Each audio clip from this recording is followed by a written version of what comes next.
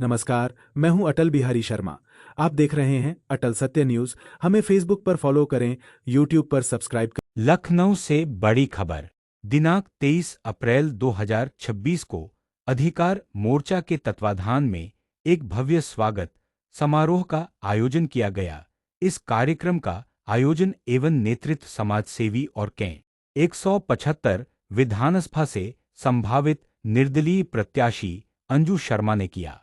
समारोह में मुख्य अतिथि के रूप में पूर्व सिटी मजिस्ट्रेट बरेली श्री अलंकर अग्निहोत्री उपस्थित रहे। उन्होंने मीडिया से बातचीत करते हुए कहा कि समाज में सकारात्मक बदलाव के लिए ऐसे सामाजिक और राजनीतिक प्रयास बेहद जरूरी हैं।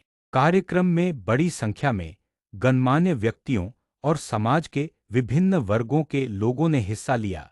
मंच से आने वाले 2027 के विधानसभा चुनाव को लेकर भी रणनीति और एकजुटता का संदेश दिया गया। अधिकार मोर्चा के पदाधिकारियों ने विश्वास जताया कि संगठन की मजबूती और जनसमर्थन के बल पर आगामी चुनाव में जीत हासिल की जाएगी। कुल मिलाकर यह आयोजन न केवल स्वागत समारोह रहा, बल्कि 2027 के चुनावी माहौल की एक मजबूत झलक भी पेश करता नजर आया।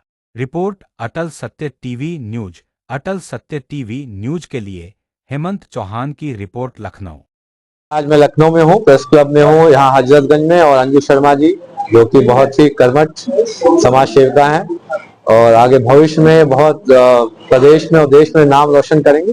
तो इनके साथ पूरा हम लोग समाज है और राष्ट्रीय अधिकार मोर्चा की टीम के साथ में है। 2027 को लेकर क्या-क्या एजेंडे अपने किन मुद्दों पे हम देश की सेवा करेंगे? देखिए बेसिक मुद्दे जो होते हैं, राष्ट्रीय अधिकार मोर्चा का गठन क्यों हुआ? क्योंकि एक समाज के प्रति विद्वेष, उस समाज के प्रति कोई भी जो योजनाओं का क्रियान्वयन न होना और एक तरीके से विभाजनकारी रणनीतियों के तहत जो भी रोटी कपड़ा मकान शिक्षा स्वास्थ्य और परिवार, जो उसमें पांच या 6 पैरामीटर जो हैं, उसमें जो योजनाएं होती हैं उनमें जो सामान्य वर्ग का कोई भी प्रतिनिधित्व या उनके लिए कोई भी काम ना करना, ये सिर्फ वोट बैंक के लिए जो आप देखेंगे जिस तरीके से फोटो खींच के वही लोग, ये किसी प्रदेश में किसी और की फोटो आती है कोई खाना खाते हुए तो उसका मान मर्दन उसका गिराते हैं। अपने लिए जब ये अपना चुनाव में जाते हैं तो यही लोग मांस खा के फोटो खींच के पूरा महिमा मंडन करते हैं। तो ये इस तरीके की जो डबल गेम वाली जो राजनीति है कि मैं करूं तो वो ठीक और तुम करो वही चीज तो वो गलत, तो यही विचारधारा जो देश में विभाजनकारी रणनीति के तहत आप देखेंगे, चाहे SC/ST एक्ट हो, चाहे यूजीसी रेगुलेशन हो, इस तरीके की जो SC/ST एक्ट में सबसे बड़ी बुरी बात यह है कि उसमें जो बिना जांच के जो गिरफ्तारी जो हो रही है, आप जांच हो जाए किसी भी व्यक्ति के प्रति कोई अपराध कर रहा है, जांच होने दीजिए तो उसके बाद कोई कार्रवाई होनी चाहिए। इसी तरीके से यूजीसी रेगुलेशन में देश में सामान्य वर्ग के बच्चों को OBC वर्ग के बच्चों से और SC/ST वर्ग के बच्चों से लड़ाने के लिए इन्होंने यूजीसी रेगुलेशन लाया। क्योंकि पहले ये हिंदू मुस्लिम में लड़ाते थे, अब ये हिंदुओं में आपसी फूट करने के लिए जो सामान्य वर्ग, OBC वर्ग और जो SC/ST वर्ग को आपस में लड़ाने की विचारधारा आई है।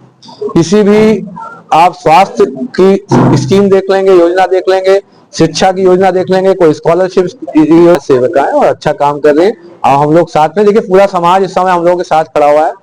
ये जो देश के विभाजनकारी ताकतें हैं, ये अब इनका समाज और प्रकृति बदला। लेकिन मैं एक और चीज, आज अभी मैं आने से पहले क्रेडिबल सिक्योरिटी थ्रेट जो मुझे मिला है कि जो तैयारी को लेकर यहाँ आई है 2027 के चुनाव के लिए, तो हमारी तरफ से पहली बार पार्टी बनाई है। आज आप क्या कहेंगी कि हम आप समाज सेविका भी रह चुके हैं? जब बच्चे छोटे छोटे बच्चे पेपर देने आते, कोई भी प्रतियोगिता परीक्षा होती है तो बच्चों को बहुत धक्के खाने पड़ते हैं। कोई भी सरकार है, इतनी सारी सरकारें आई हैं, लेकिन कभी भी किसी ने इस चीज का इंतजाम नहीं करा। अगर बच्चा कोई IAS का पेपर देने आ रहा है, अब उसके पास पैसा नहीं है, माँ बाप थोड़ा सा पैसा करके किराए भाड़े का देते हैं, तो वो रिक्शा वाले, ऑटो वाले ये सब छीन लेते हैं। ऐसी कोई व्यवस्था नहीं कि बच्चे को सेंटर तक पहुंचाया जा सके। पहला पॉइंट है ये। और वही IAS जब बन जाते हैं, उनका शोषण ये नेता करते हैं और बहुत शोषण करते हैं। अपने मर्जी से वो कुछ काम कर नहीं पाते। इसी को लेके ये सर की लड़ाई है कि भाई जो सरकारें कर रही हैं, अब तक करती आई हैं, उसी से हमें बहुत नुकसान हुआ है। जनरल कैटेगरी में भी बहुत नुकसान हुआ है, तभी तो ये यूजीसी बिल आया, नहीं तो क्यों आता। तो मैम आप क्या किसी भी पार्टी से गठबंधन नहीं करेंगे? ये मैंने अभी तक कुछ नहीं सोचा इस बारे में। और बेरोजगारी को लेके? बेरोजगारी तो बहुत है। अब जब कोई सीना तान के कह दे कि पटाखे बेचने वाले को, भेलपुरी बेचने वाले को जो रोजगार कहे तो कहे, जूता गांठने वाले को रोजगार कहे तो कहे, लेकिन उस जूता गांठने वाले का घर उस जूता गांठने से चलता नहीं है। उसको कुछ ऐसा ठोस इनकम चाहिए जो उसको दिया जाए। अब संविदा पर नौकरियां देते हैं, संविदा पे नौकरी करने वाला 9,000 नौकरी पाता है। मैंने खुद अपनी आंखों से देखा है, मैंने सरकारी नौकरी में मैं रही हूँ, मैंने अपनी आंखों से देखा है कि वो 9,000 रुपए लेता है, फिर भी समय पे आता है। और जो प्रतिष्ठित व्यक्ति पहले से ज्वाइन होते हैं उस पर, वो मजे करते हैं, आराम से दौड़ाते सिर्फ उसको हैं। यही आंगनवाड़ी वालों के, यही हर किसी भी छोटे कर्मचारी का जो है बहुत शोषण है। उसे 15,000 पे रखा जाता है, 9,000 रुपए तनख्वाह दी जाती है। हमारे राष्ट्रीय अधिकार मोर्चा पार्टी बहुत आगे जाए, इन सारी पार्टियों को पीछे छोड़ते हुए सबसे आगे निकले।